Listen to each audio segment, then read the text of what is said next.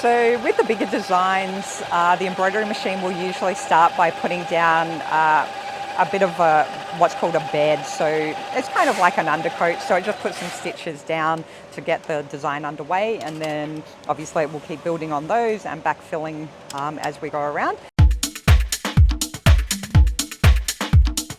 First step is thread selection. It looks very scientific. We have it on the post-it note.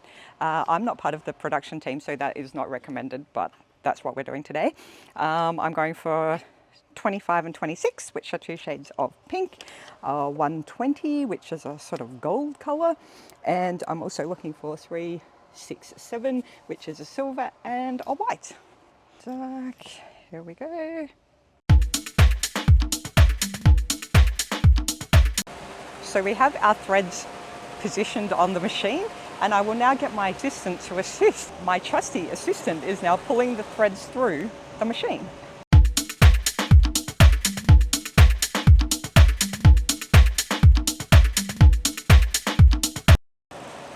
He's looking for the last one. There we go, he's got it.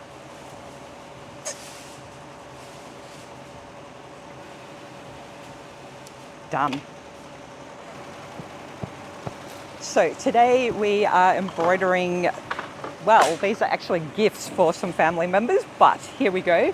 It is a blanket inside a zippered pouch. So it can be a nice cushion, have a little rest, or get your blanket out. We're going to be embroidering two positions. We're going to be embroidering on the outer shell or the case, and then also on the blanket.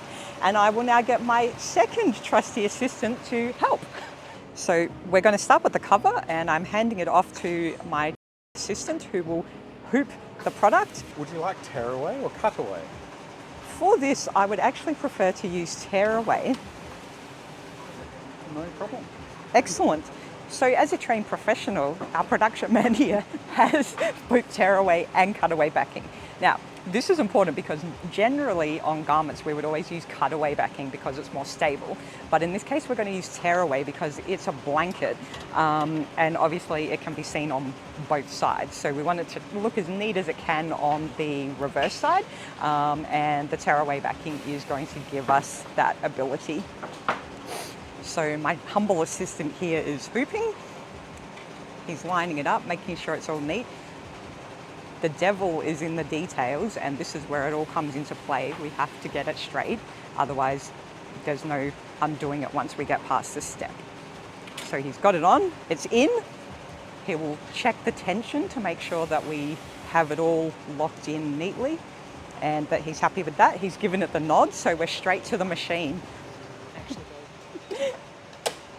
So we're running this one on our single head machine. And it's called Scooby, and we name all our machines because they are our friends in production. So our humble assistant will now press go.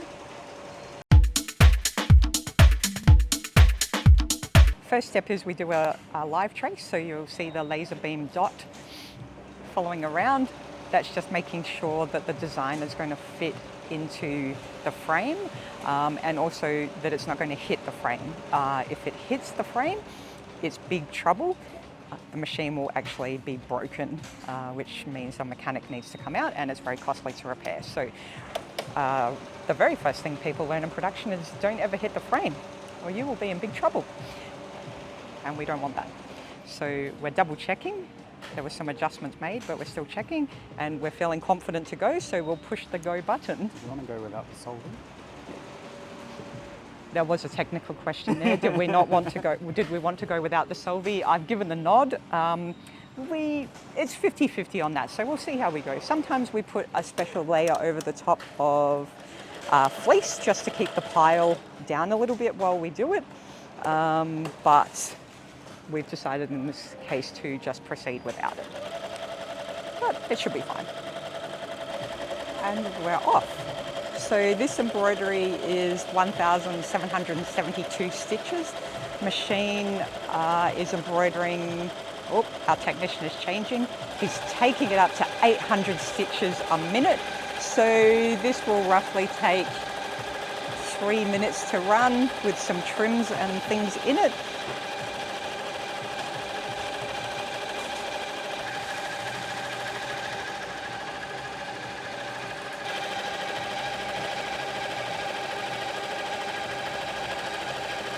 So as the embroidery machine comes to the last few stitches, it will stop at the end of its last letter, and we will see a blade quickly pop out. It'll go, zoom.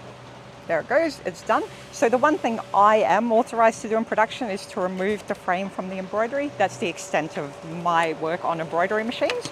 But in some ways, I take the glory because here we go, it's done. So as we said, we did use the tearaway backing.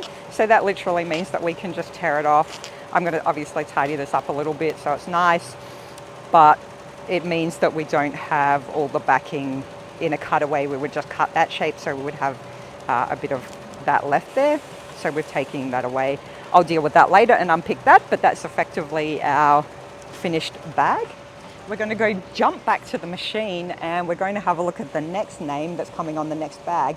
So what my assistant alluded to earlier is maybe we need to use the solvi. So the solvi, you will see, is a clear plastic film that goes over the top of the embroidery. So we use this when something has a lot of, a deep pile effectively. So this could be polar fleece or towels or something like that, where we want to sort of keep the fuzz out of the needles. And that's basically what it is.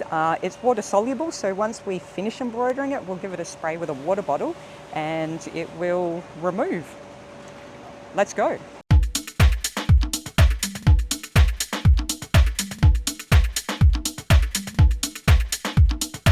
Right, so now we have finished Jasmine and I am authorized to take this off the machine, so I will do that again. But you'll recall last time we didn't use the solvi on this one, we just went straight onto it. This time we have used the solvi, and so what we do is we carefully peel this off. And there's some little bits left in there, I'll clean them out later, but we can also spray them. They are water soluble, so as I mentioned earlier, we can just spray them with water and they'll just dissolve. And then we have our backing as we had previously, so we just tear that off. And again, I will tidy that up later, but you can basically see the difference there.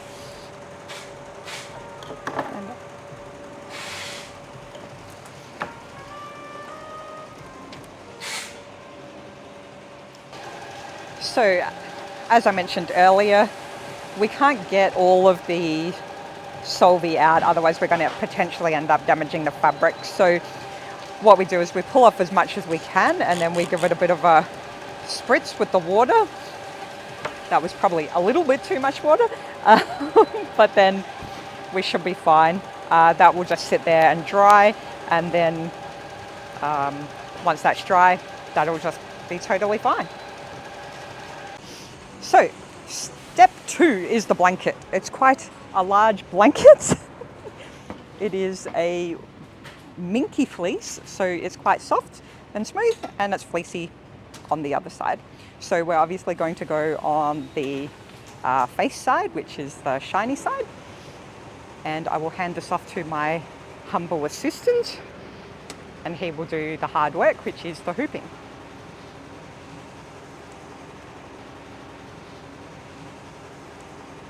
We're using tearaway again, which is the same as what we used on the zippered pouch. Yes, we're going to go there. As always in production, we are checking the details, making sure we're getting things in the right spot and on the right side. And this man here is a trained professional. He's been doing this for around 20 years, so he knows a thing or two about placements and embroidery, but he still always checks. It's a case of measure twice, cut once. You only get one opportunity to get it right in production. We're off. Now we are seeing the outline trace of the main design, which is actually going on the blanket itself, which is a unicorn. He is about 13,000 stitches, which means that he's probably going to take about 15 to 16 minutes to run. It is quite a long embroidery run time, this one, but I believe it will be worth it. We've checked everything, pre-flight checks are done, we're good to go. And the machine is off.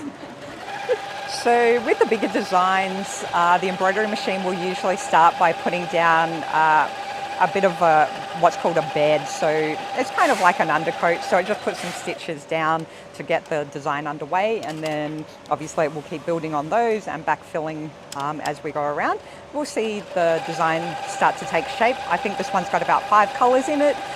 So it will usually prioritize base colors first. So the white will come through first, and then it'll start adding the colors to fill up.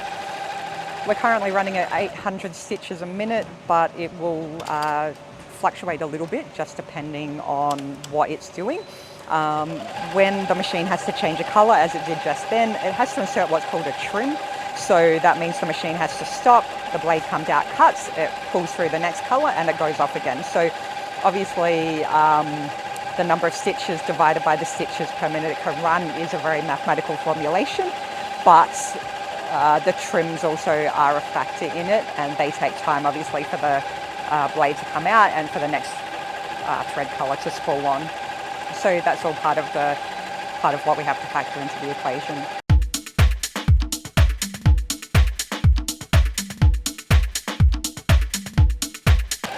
So as we round the corner into our final 1,000 stitches, this embroidery turns out to have been a real labour of love. It's been running now for about 16 minutes. The machine is starting to wind down. We have approximately 70 stitches to go. The final 70 stitches are the most hard to watch. You just want it to finish. But there we go. And it is now done. So we'll take it off the frame and gather it up. So as you recall, we put the solvay on there so that we could keep the lint down. So what we'll do is we'll gently peel this away to reveal our unicorn. And as before, we've still got obviously some of the solvay in there. So we'll try and get a little bit of it off, but we don't want to pick at it too much because we'll end up damaging the pile. So I have my trusty trigger bottle here. Now before it was turned up a little bit high, I've tried to dampen it down, but this seems to be a very ferocious sprayer. So we'll just do that. And as you can see, it's shrinking up and dissolving. Obviously, if you received a towel or blanket or something from us and there was a little bit still left on there, as soon as you chuck it in the wash, it's just going to disappear fully.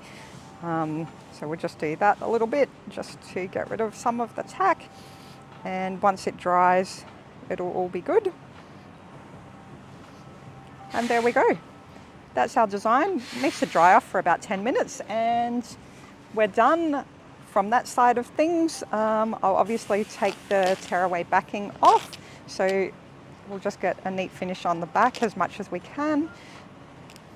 So I'll tidy that up as well. But that's basically our end product. Okay, so we'll just do a little bit of tidy up work here. Sometimes we have to use the tweezers, sometimes they don't work. Sometimes your fingernail is the best way to do it. One thing in production, no one has good fingernails because they just get damaged all the time from doing this kind of thing. But we'll gradually tear it away. It's probably never going to be entirely clean, but once it gets washed for the first time, this tearaway backing will just actually also disappear in the wash. We try and get off as much as we can, but we don't also want to damage the fabric, so we'll just do that. And I'll continue on doing that, but that's basically our little design.